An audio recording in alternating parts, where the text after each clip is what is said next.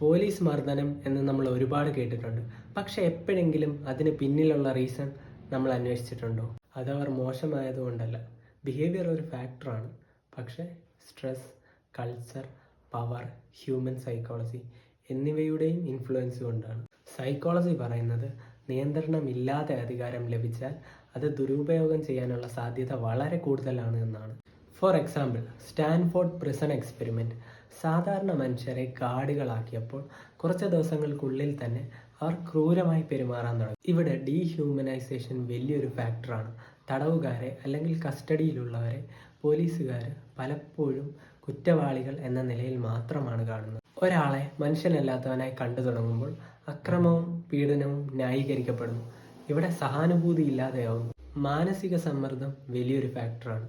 മോശം ജോലി സാഹചര്യം, രാഷ്ട്രീയ സമ്മർദ്ദം, നിരാശ എന്നിവ നിരന്തരം പോലീസുകാർ നേരിടുന്നു. ഈ ഒരു ഫ്രസ്ട്രേഷൻ അഗ്രഷനായി പുറത്തേക്ക് വരുന്നു. പിന്നീട് വലിയൊരു ഫാക്ടറാണ് കൾച്ചർ.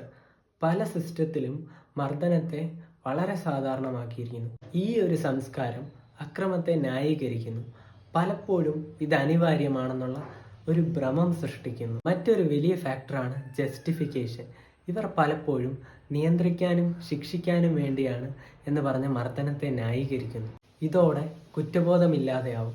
അതിനോടൊപ്പം തന്നെ കൃത്യമായി അവരുടെ ഡ്യൂട്ടി ചെയ്യുന്നു എന്ന കാഴ്ചപ്പാടും വരാൻ തുടങ്ങും. പിന്നീട് വലിയൊരു ഫാക്ടറാണ് ലേൺഡ് ഹെൽപ്ലെസ്നെസ്.